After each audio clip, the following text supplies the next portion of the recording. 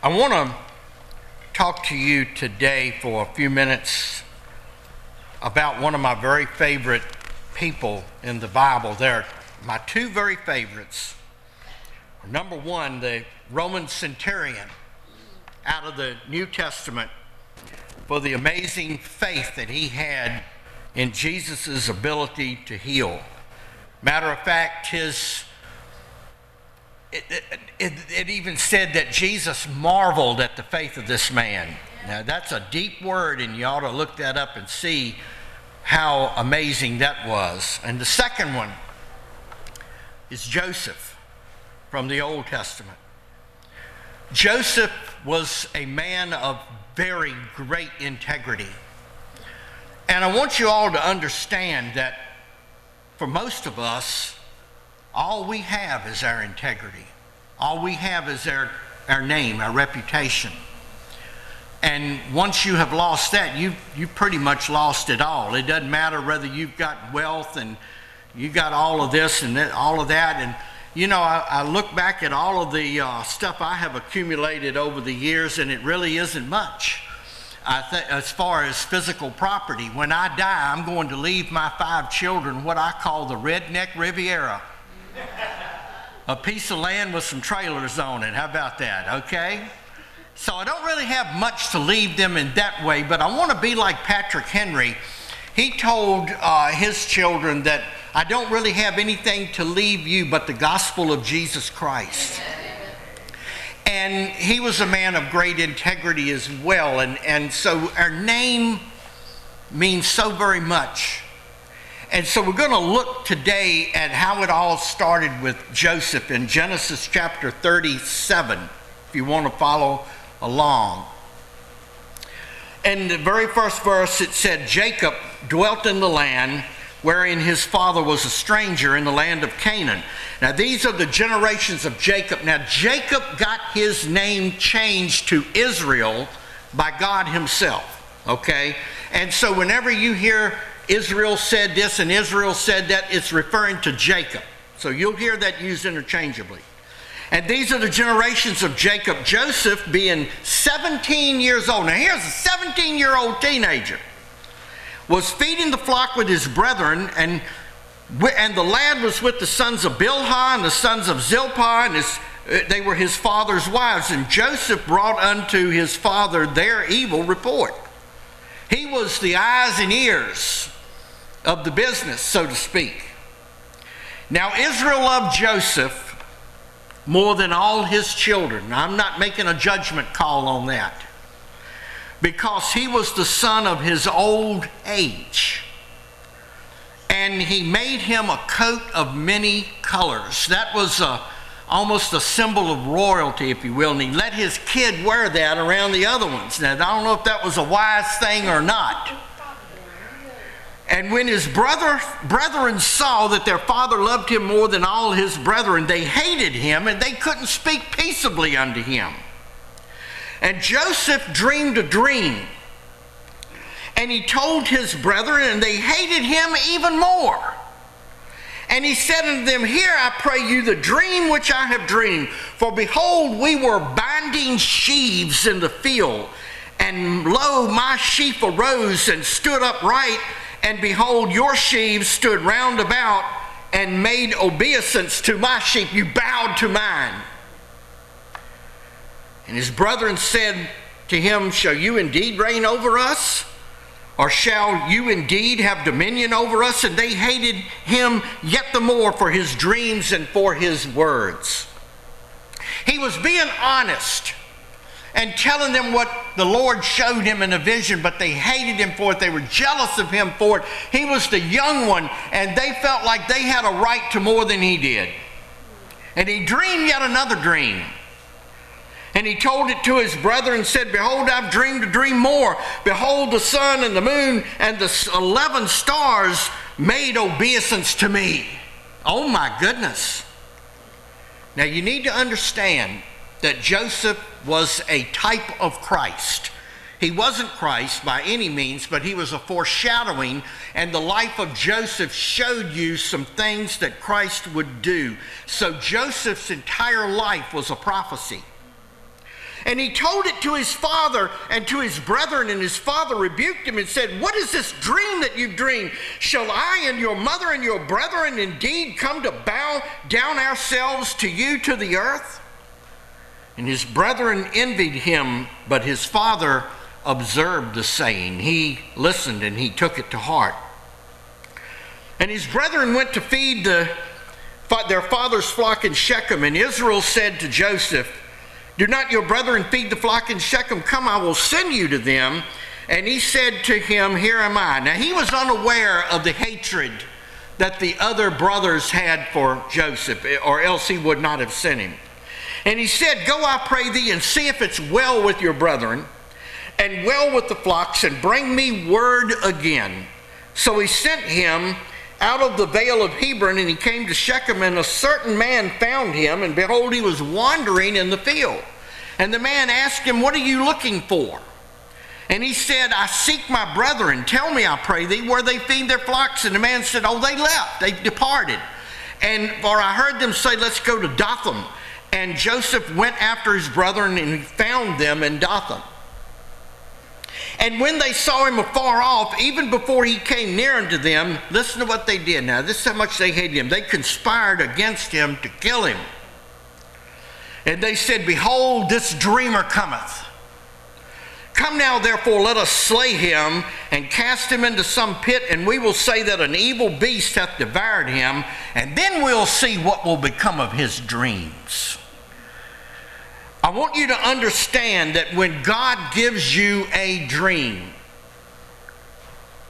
when he gives you a vision for your life, and sometimes it seems like an outrageous one that could never possibly come to pass, but you need to understand that it can with the help of God, that the devil also sees that, and he will try to stop you. Even if he can try to kill you, he'll do it.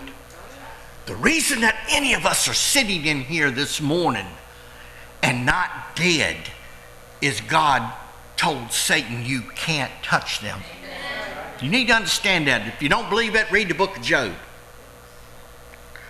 Now, Reuben, the oldest, heard it, and he delivered him out of their hands and said unto him, "Let us not kill him." Reuben said, "Shed no blood, but cast him into this pit that's in the wilderness. Lay no hand upon him, that he might rid them out of their hands and deliver him to his father again." He wasn't going to go along with it. And it came to pass when Joseph was coming to his brethren that they stripped Joseph out of his coat, the coat of many colors that was on him. That was an antagonism to them. They hated it. And they took him and cast him into a pit, and the pit was empty and there was no water in it. And then they sat down to eat. And they lifted up their eyes, and behold, a company of Ishmaelites came from Gilead with their camels bearing spicery and balm and myrrh, and carrying it to Egypt. And Judah said to his brethren, "What profit is it if we slay our brother and conceal his blood? Come, let us sell him." Oh my! Sell him to the Ishmaelites, and let not our hand be upon him, for he is our brother and our flesh. And his brethren were content with that. And there passed by Midianite merchantmen, and they drew and lifted Joseph up out of the pit and sold Joseph to the Ishmaelites for 20 pieces of silver. Boy, this is getting really prophetic here. And they brought Joseph into Egypt, and Reuben returned unto the pit, and behold, Joseph wasn't in there, and he tore his clothes, and he returned to his brethren and said, "The child is not, and whither shall I go?" And they took Joseph's coat and killed a kid of the goats, and dipped the coat in his blood. And they sent the coat of many colors, and they brought it to their father, and they said, "This we have found, and know not whether it be thy son's coat or not." Oh, please. And he knew it, and he said, "It is my son's coat. An evil beast has devoured him." Joseph was without doubt rent in pieces. And so his father tore his own clothes, and he put sackcloth upon his loins, and he mourned for his son many days. And all his sons and all his daughters rose up to comfort him, but he refused to be comforted. For he said, "I will go down into the grave unto my son mourning." And thus his father wept for him. And the Midianites sold him into Egypt unto a man named Potiphar, an officer of Pharaoh's and captain of the guard. So here we see him taken by people that hated him. They abused him. They despised him. And they throwed him in a pit. They faked his death. And then they sold him into slavery. Would that not be enough to make a 17-year-old snap? But it didn't. He kept his integrity. He kept his focus on the Lord. And that is something that is incumbent upon each and every person that's in this room today, because you will go through trials. Many of you are in the middle of one right now, but you must stay focused upon the Lord and not upon your circumstances, because I'm here to tell you God is able to see you through. Amen. He is able. So now in Genesis 39, we're going to jump a couple of chapters. Joseph was brought down to Egypt, and Potiphar, an officer of Pharaoh, captain of the guard, an Egyptian, bought him of the hands of the Ishmaelites who had bought him down thither. And the Lord was with Joseph, and he was a prosperous man, and he was in the house of his master, the Egyptian. God will let you shine no matter where you are. No matter how rotten your situation is, God can make you shine through your integrity and through following him and through trusting him. And his master saw that the Lord was with him, and that the Lord had made all that he did to prosper in his hand. Here he was looking at a slave and seeing how God had blessed this slave that he had bought, and he put him over his house. Joseph found grace in his sight, and he served him, and Potiphar made him overseer over his house and all that he put in his hand. Here was a slave, but yet Potiphar trusted him and elevated him to the master of the house, so to speak. And it came to pass from the time that he had made him overseer in his house and over all that he had, that the Lord blessed the Egyptian's house for Joseph's sake. God can bless people around you if you hold your integrity and you keep your reputation and your name by refusing to compromise with Satan. And people around you will be blessed as a result of it. Your church will be blessed. Your family will be blessed. And the blessing of the Lord was upon all that he had in the house and in the field. And so Potiphar left all that he had in Joseph's hand and didn't even know what he had. He trusted Joseph to take care of it, didn't even know what he had. It's like one time somebody asked Colonel Sanders before he died, "How much money do you have?" He said, "I really don't know, but I know that whatever I want on this earth, I could write a check for it and it would be good." Must be nice to say that, isn't it? I can write a check for it too, but it'll bounce like a basketball. Nonetheless, that was Potiphar. And he didn't even know what he had. He trusted Joseph. And it said he left all that he had in Joseph's hand, knew not all he had, except the bread which he ate. And Joseph was a goodly person and well favored. Now here we go. The devil's going to slip in again. And he won't do it just one time. Be ready. He will do it over and over. He will try you from every angle that he can. And the bad thing about it, the thing that I hate about the devil, is he knows our weaknesses. But so does God, and God is able to deliver. So you've got to get your eyes off of the devil and put your eyes on the Lord and allow him to deliver you. He can do it. It came to pass after these things that his master's wife cast her eyes upon Joseph, and she said, boy, she didn't beat around the bush. She said, "Lie with me." But he refused. And he said to his master's wife, "Behold, my master does not know what is with me in the house, and he hath committed everything in this house into my hand. There is none greater in this house than me, neither hath he kept back anything from me but you. And because you are his wife, how can I do this great wickedness and sin against God?" Boy, that's integrity. He's a young man. Nobody's looking. Nobody sees. Here's his big chance. And he said, "No, I will not commit this great sin against God." There are people who trust me. And it came to pass that she spoke to Joseph day by day, and he did not listen to her, to lie by her, or to be with her.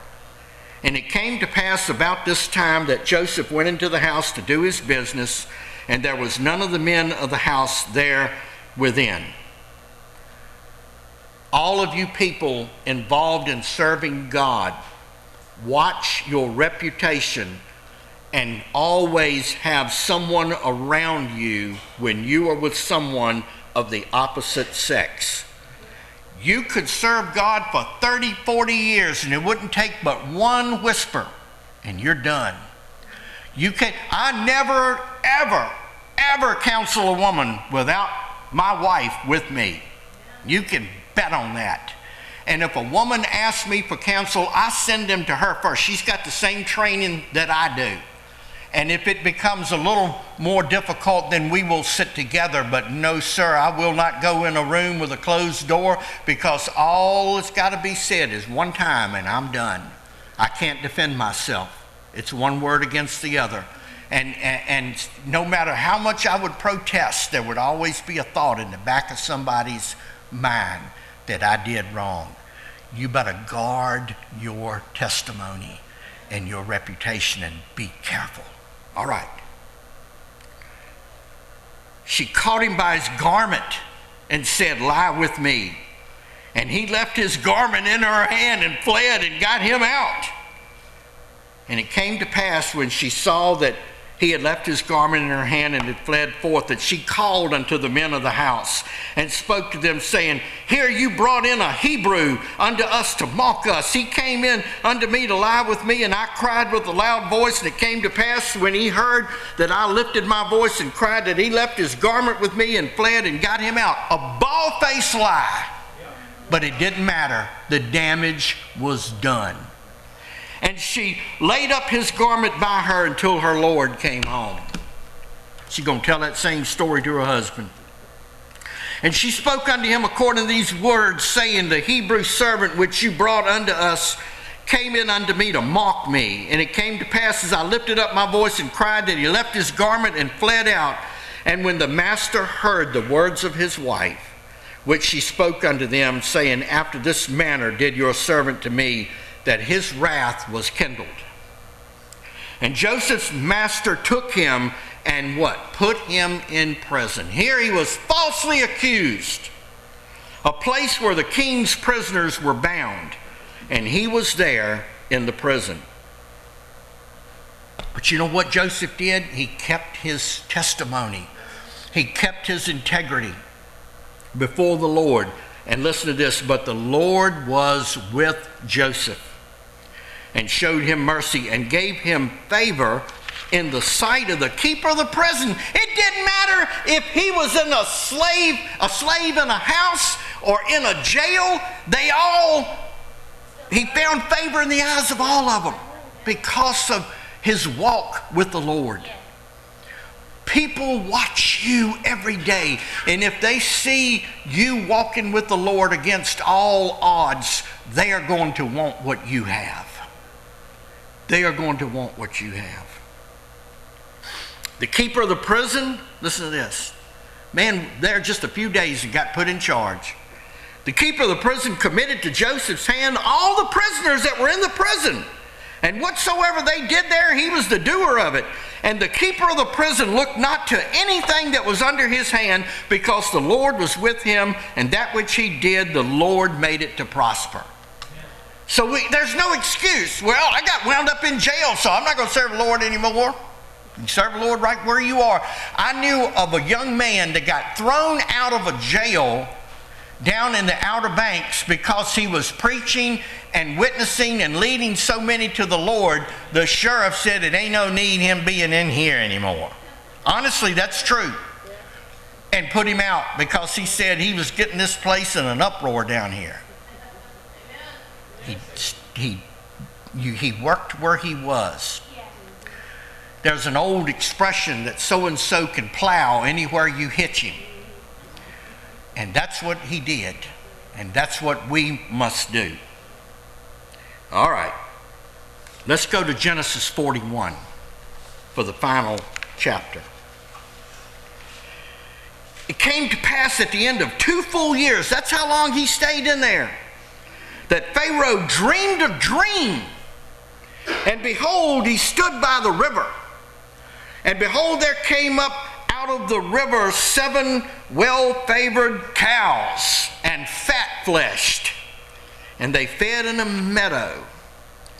And behold, 7 other cows came up after them out of the river, ill-favored and lean-fleshed, and stood by the other cows upon the brink of the river. And the ill-favored and lean-fleshed, they call them kine in here, did eat up the 7 well-favored and fat kine. And that's when Pharaoh woke up.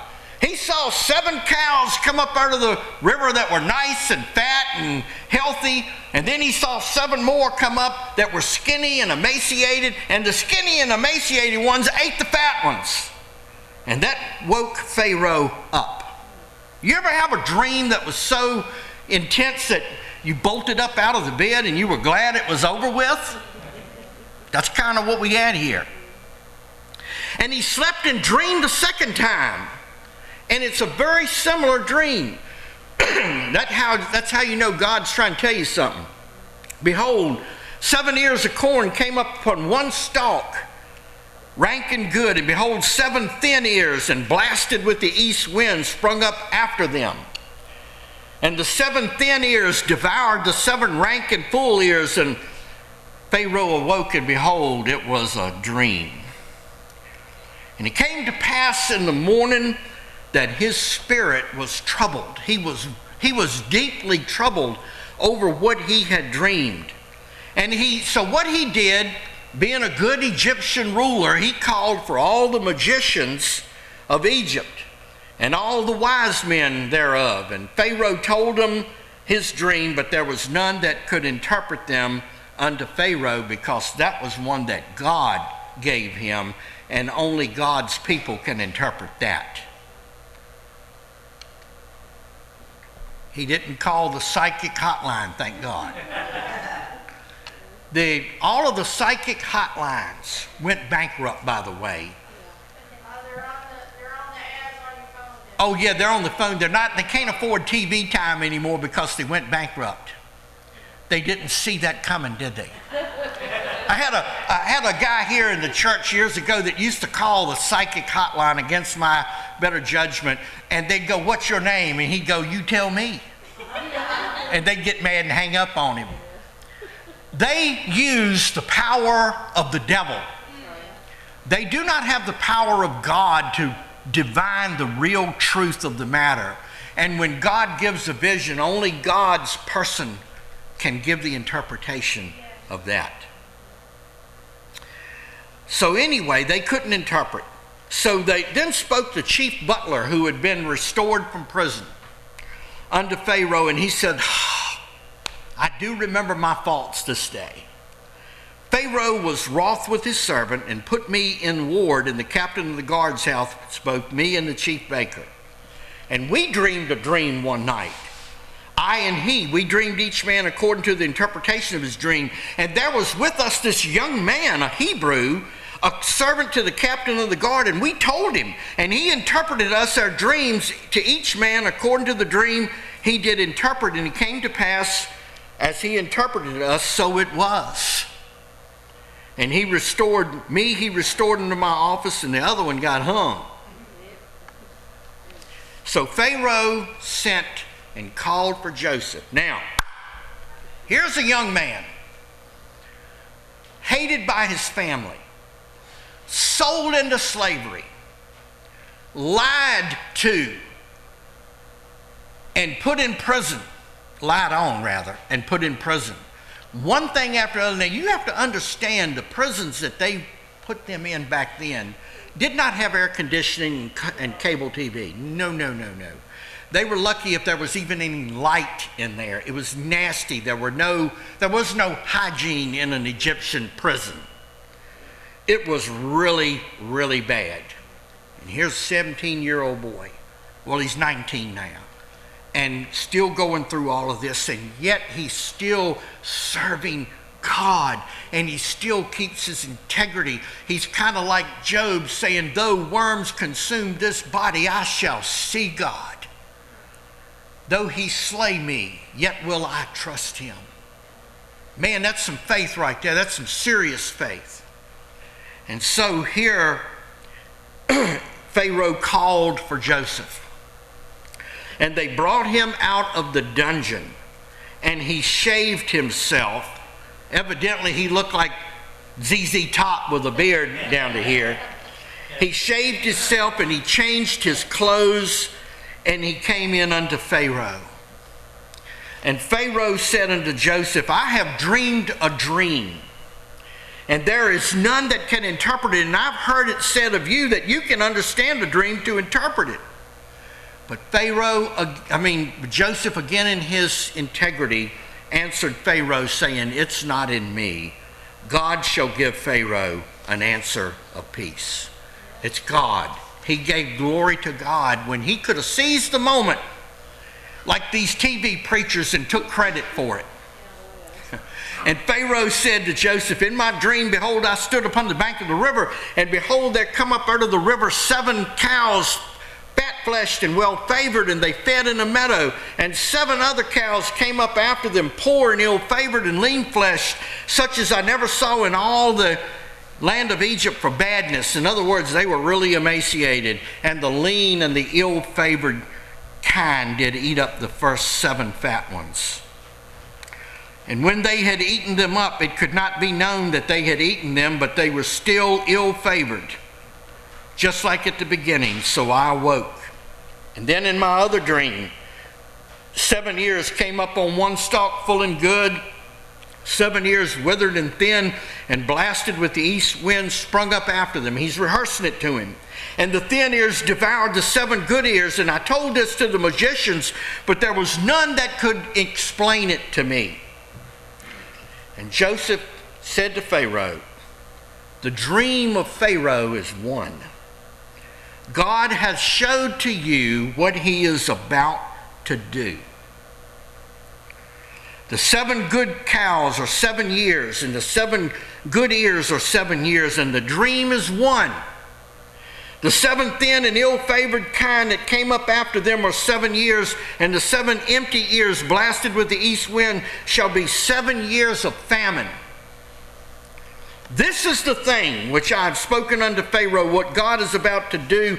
He shows Pharaoh, behold, there come 7 years of great plenty throughout all the land of Egypt, and there shall arise after them 7 years of famine, and all the plenty shall be forgotten in the land of Egypt, and the famine shall consume the land. That's what is going to happen unless there is intervention. And the plenty shall not be known in the land by reason of that famine following, because it's going to be so bad. And for that dream was doubled unto Pharaoh twice. It is because the thing is established by God, and God will shortly bring it to pass. Wow. Here is a man of God, and rightly so because of his walk and his integrity. And now God is going to reward him for that. There is a reward for walking with God uprightly. Oh, it may not come next week or next year or whatever, and you might not see it till you get to heaven, but it's coming. And God will always honor those who honor him. Don't ever worry about it, and don't look at your situation. God knows your situation, and he's able to make everything move the way it's supposed to, even in the situation that you're in. Never fear about that. And so here Joseph tells him what he needs to do. Now therefore let Pharaoh look out a man that is discreet and wise, and set him over the land of Egypt. Let Pharaoh do this, and let him appoint officers over the land, and take up the 5th part of the land of Egypt in these 7 plenteous years, and let them gather all the food of those good years that come, and lay up corn under the hand of Pharaoh, and let them keep food in the cities, and that food shall be for store to the land against the 7 years of famine which shall be in the land of Egypt, and that the land perish not through the famine. And all of these things were good in the eyes of Pharaoh and in the eyes of his servants. It made sense. It was brilliant. It was wise. Coming from a 19-year-old boy, how about that, to the great Pharaoh of Egypt. What comes next?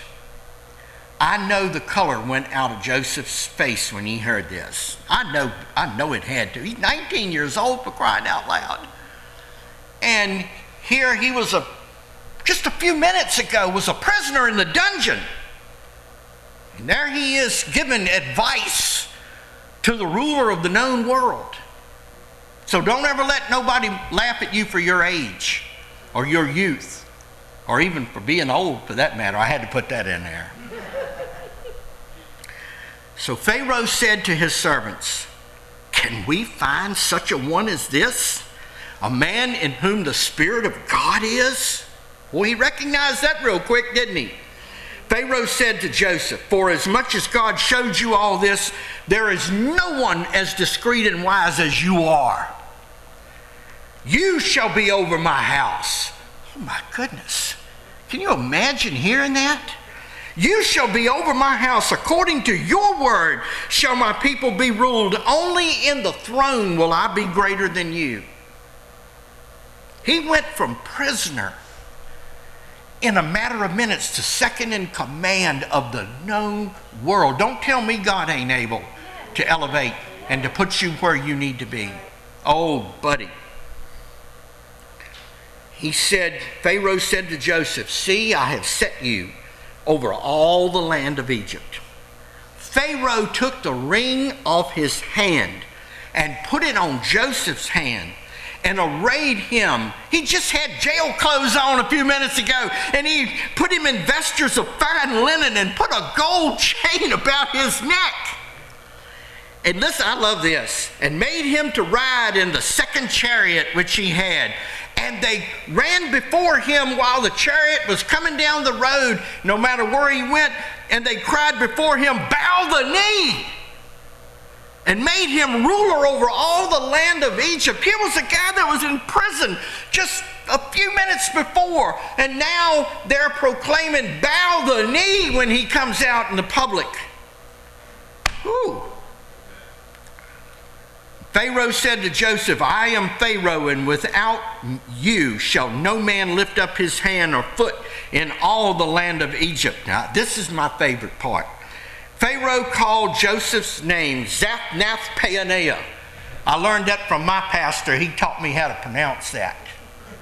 He changed his name to Zaphnath-Paaneah, which literally means the Savior of the world. Because he did. And he gave him to wife Asenath, the daughter of Potiphar, priest of On. And Joseph went out all over the land of Egypt, and he was 30 years old when he stood before Pharaoh, king of Egypt. That's when he finally came to power. And Joseph went out from the presence of Pharaoh throughout all the land of Egypt, from teenager and then to 30, and then he was the ultimate ruler. Jesus was 30 when he proclaimed himself to be God. Can you imagine Joseph out riding in the chariot, and they say, where you want to go?" "Let's go over to Potiphar's house. I want to watch him bow the knee." I doubt he did that, but you know the temptation would have been there. "Well, let me go find that band of Ishmaelites and see if they want to sell me now." On and on and on. But you know what all this was a foreshadowing of what Christ was going to do. Joseph's life reflected Jesus' life. Jesus had very humble beginnings as an earthly child. He was lied on, hated by people for no reason at all. When you see people being hated for making a stand for Christ, it's not you they hate, it's God they hate. That's the bottom line. They hate God. He was falsely accused. He had all these horrible things happen to him. He was crucified, buried, and he rose again. Philippians chapter 2 said, let this mind be in you, which is in Christ Jesus, who being in the form of God, thought it not robbery to be equal with God, but made himself of no reputation, and took upon him the form of a servant, and was made in the likeness of men. And being found in fashion as a man, he humbled himself and became obedient unto death, even the death of the cross. Wherefore God hath highly exalted him, and given him a name which is above every name. That at the name of Jesus, every knee should bow. All are going to bow one day. Either you bow now or you're going to bow later, but everybody's going to bow.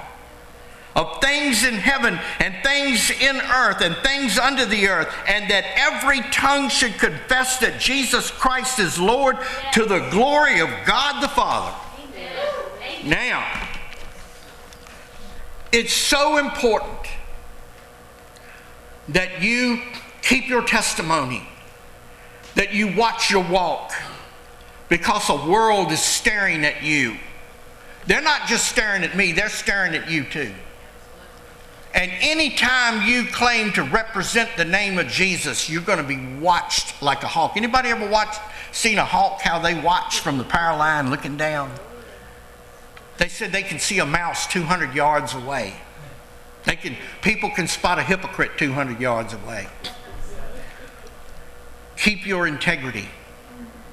Don't lose your faith when problems come along and turn your back on God, because he will not turn his back on you. And if you walk the walk and you do what you say you're going to do and what you promise you're going to do, payday's coming, folks. I want you to understand that. Payday